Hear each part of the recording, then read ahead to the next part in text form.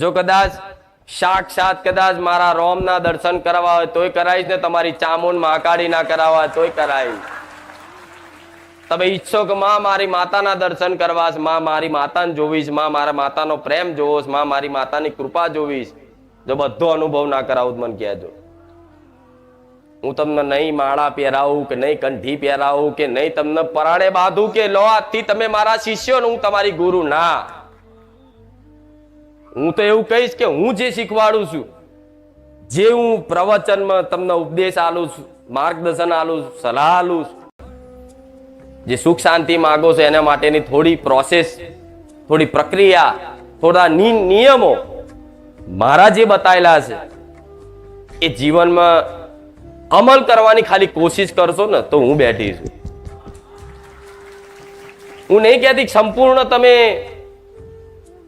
નિયમ બદ્ધ થઈ જાઓ, નિયમ પાક્કા પાડતા થઈ જાઓ, બધી રીતે તમે ધાર્મિક થઈ જાઓ, ના. આ સમયમાં કદાચ ધાર્મિક દેખાવ તો કદાચ કરીએ કે માણસ ચાંદલો કરીએ કે માળા પહેરીએ કે કોઈ એવા ધાર્મિક કપડા પહેરવેશ પહેરીએ કે, પણ ધાર્મિક તમારું મન, તમારું ચિંતન થઈ જાય તારે મારી વિશેષ કૃપા ફળે એવું માનજો. તો તમે આટલા સમયથી મારા ધામમાં જોડાયા છો, કોઈ 2 વર્ષ 3 વર્ષ, હું વધારે જોઉં છું તો આ બધા 2 વર્ષ ને 5 વર્ષ 3 વર્ષ વાળા બેઠા છે. તો આજના દિવસે શાંતિથી એ વિચારજો કે માં આજથી 1 વર્ષ પહેલા અમે તને ઓળખતા, તારા ધામમાં આવતા, તારું નામય સાંભળ્યું, પણ માં 1 વર્ષ પહેલાનું કદાચ હું વિચાર કરવા જાઉં ને તો બેઠા બેઠા ખાલી વિચાર કરજો કે જ્યારથી મારા ધામમાં તમે આયા અને એ મારા ધામમાં આયા પહેલાનું તમારું જીવન શું હતું, બધાને ખબર છે ને શું હતું, અને મારા ધામ સાથે જોડાયા પછી અત્યારે હાલ તમારું જીવન શું છે. જો કદાચ કોઈની પ્રવચન, કોઈના ઉપદેશ, કોઈની વાણી સાંભળવાથી તમારી અંતરાત્મામાં, તમારા મનના વિચારોમાં, તમારા ચરિત્રમાં જો કદાચ ધીરે ધીરે ધીરે ધીરે બદલાવ આવતો અનુભવ થતો હોય ને તો સમજી લેજો એ જ તમારા અસલ ગુરુ હશે. હું નથી કહેતી કે તમે મને માનો, હું નથી કહેતી કે તમે મારી દીક્ષા લો, મને માનો, બીજા કોઈ નહીં, ના. પણ હું તમને એક માર્ગદર્શન આલું છું કે જેને સાંભળવાથી, જેના દર્શન કરવાથી તમારા જીવનમાં શારીરિક, માનસિક ગમે તે રીતે બધી કદાચ બદલાવ ધીરે ધીરે ધીરે ધીરે ધીરે થતો અનુભવ થતો હોય ને તો એ તમે સમર્પણ ભાવ કરી દેજો મનથી. જો કદાચ સાક્ષાત કદાચ મારા રોમના દર્શન કરવા હોય તોય કરાવીશ ને તમારી ચામુંડ મહાકાળી ના કરાવવા હોય તોય કરાવીશ. તમે ઈચ્છો કે માં મારી માતાના દર્શન કરવા, માં મારી માતાને જોવીશ, માં મારા માતાનો પ્રેમ જોવીશ, માં મારી માતાની કૃપા જોવીશ, જો બધો અનુભવ ના કરાવું મને કહેજો. હું તમને નહીં માળા પહેરાવું કે નહીં કંઠી પહેરાવું કે નહીં તમને પરાણે બાંધું કે લો આજથી તમે મારા શિષ્યો ને હું તમારી ગુરુ, ના. હું તો એવું કહીશ કે હું જે શીખવાડું છું, જે હું પ્રવચનમાં તમને ઉપદેશ આલું છું, માર્ગદર્શન આલું છું, સલાહ આલું છું, એ તમને સારી લાગે તો ગ્રહણ કરી લો, ના સારી લાગે તો ના કરતા. જે વાત સારી લાગે ગ્રહણ કરી લો, જે વાત સારી ના લાગે એને ગ્રહણ ના કરશો. પણ મારા કરતા કદાચ તમને બીજી જગ્યાએ કોઈ સાધુ સંતોની વાણી, કોઈ ઉપદેશ આપતા હોય સરસ જાતે, અને એ જગ્યાએ તમને જો કદાચ એવું લાગે કે ના આ ગ્રહણ કરવા જેવું છે તો હું મેરેડિટ ગ્રહણ કરાવું છું, કરી લેજો. સમજ પડી ને હું શું કહેવા માંગુ? કેમ કે હું રોજે રોજ હું અહીં બેહીને ઉપદેશ આલી શકતી, રોજે રોજ મારે તો નવું ઉપદેશ, નવું જ્ઞાન, દરેકના અનુભવ મારે જણાવવા છે, બધી વાતો કરવી છે, પણ એટલો સમય હોતો, સમય હોય તો એટલી વ્યવસ્થા થતી નથી. એટલે આજે કદાચ તમને કોઈ ભગવદ્ ગીતા વાંચવાનું મન થાય, કૃષ્ણ લીલા જોવાનું કદાચ મન થાય, કોઈ મહાભારત કે રામાયણ જેવા કદાચ જે મોબાઈલમાં આવતા હોય કે સાંભળવા મળતા હોય, પણ જો એની ઈચ્છા થતી હોય, કોઈ પણ સિદ્ધ મહાપુરુષ હોય, સંત હોય, એની વાણીનો પ્રભાવ તમારા જીવનમાં પડતો હોય અને તમને ગ્રહણ થતું હોય ને, તો તમે એવું માની લેજો કે હું રોમવાળી મેલડી અંદરથી ગ્રહણ કરાવું. એ મારી લીલા છે, એ મારી કૃપા છે. જેમ કે મારે તો હું એવું ક્યારેય નહીં કહું કે મેં તમને જે શીખવાડ્યું છે, મેં તમને જે આપ્યું છે, એનો મારો આભાર માનો. જો આ તો ખરેખરમાં તમે જોવા જઈએ તો આભાર માનવા આવ્યા હશો. માં તારો આભાર, આભાર. પણ હાચી વાત કહું, જો તમે મારો આભાર માનો ને તો મને માતાને છે ને હૃદયમાં દુઃખ લાગશે. સમ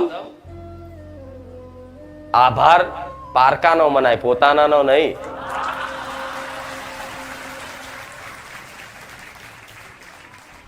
મારું હૃદય છે ને એમાં મને દર્દ થાય કે બસ દીકરી તે આભાર માની લીધો. કેમ કે માં એના દીકરાને ખવડાવે, દીકરાને ભૂખ લાગી હોય અને માં એના દીકરાને ખવડાવે અને દીકરો એમ કહે કે મમ્મી થેન્ક યુ, પતી ગયું. એની માં બે લાફા મારે થેન્ક યુ વારી, તારી માં શું મારી ફરજ છે? આ શું ખોટું? એના ખોટું તો લાગે કે નહીં? હા, હજુ માસી ખવડાવે તો કે આંટી થેન્ક યુ. ઇંગ્લિશ બોલ નાખું છું થોડું થોડું.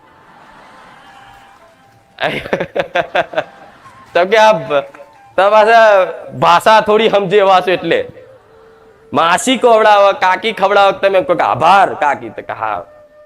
પોતાની માને એવું કહો કે આભાર, પોતાના બાપને એવું કહો કે આભાર, તો બાપ શું વિચારે? આભાર શું માથે પડ્યો છે, મારે રાખવો જ પડશે ને ખવડાવવો જ પડશે.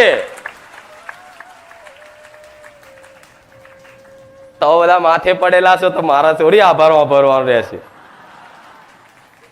આ શું ખોટું? પૂરેપૂરા માથે પડેલા મતલબ સમર્પણ ભાવ. માથે પડેલા મતલબ સમર્પણ ભાવ. અમારથી કઈ થાય એવું તું જોડન તારો રોમ જોડન. આ શું ખોટું? હા, એટલે એવા સમર્પણ કરેલા ભક્તો છે ને એના માટે તો બેઠી જ છું. જે સમર્પણ ભાવથી કદાચ મનથી, જેને મને યાદ કર્યા વગર ચાલે નહીં, જેને મને જોયા વગર ચાલે નહીં, મને સાંભળ્યા વગર ચાલે નહીં, એના માટે તો હાજરા હજુર અતિ શું અને રહીશ. હવે તો હું તો એવું કહું છું, તમે મને યાદ ના કરતા.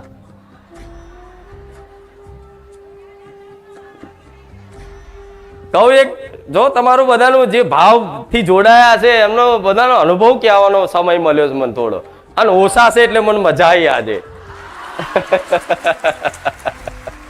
એવું નહીં કે બધા વધારે આવે છે તું કંટાળું છું, ના, પણ આ જે માહોલ બને નહીં બનતો એનું કારણ છે કે અવાજ બખારા કોઈ નવા આવે અને ઉતાવળિયા આવે, જાણે કે હા અહીં તો ખોણ છે, લૂંટો, આગા જાઓ ભાઈ હું આવ્યો છું. એવાના લીધે નહીં મજા આવતી. ઉતાવળ્યા નહીં, શાંતિથી ધીરજથી આવે. ભલે પાછળ બેઠા હોય પણ પાછળ વાળાને અહીં બેઠી બેઠી નજર નાખું છું. હવે તમે મને યાદ નહીં કરો તોય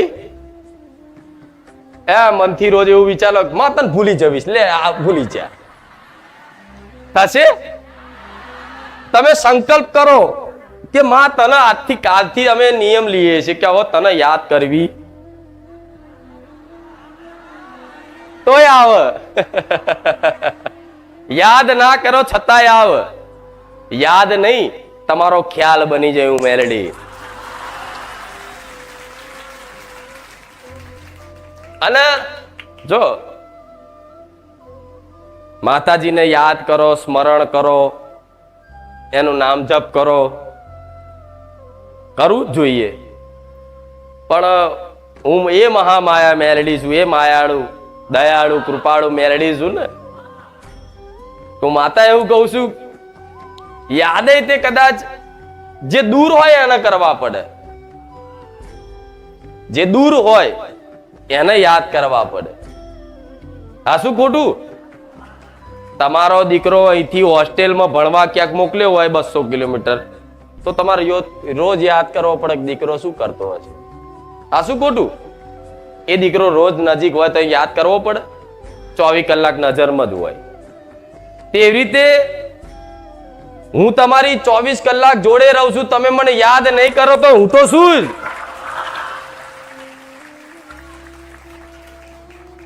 બીજી વસ્તુ, માતાજીને ક્યાં પામવા માટે એની ખૂબ ભક્તિ કરવી પડે, જબરા નિયમો પાલન કરવા પડે, સવારમાં ઉઠીને એની માળાઓ કરવી પડે, 4 વાગે બ્રહ્મ મુહૂર્તમાં ઉઠી જવું પડે. બરોબર છે, શાસ્ત્રીય પદ્ધતિના જે નિયમો છે બરોબર છે, પાલન થાય એટલા કરવા જ જોઈએ. હું તો કહું ભલે 8 વાગે ઉઠીને યાદ કરો તો હું મેરડી રાજી છું. હાથમાં કદાચ મારા નહીં લો, કદાચ મોઢે નોમ હશે, સ્મરણ હશે તો હું મેરડી.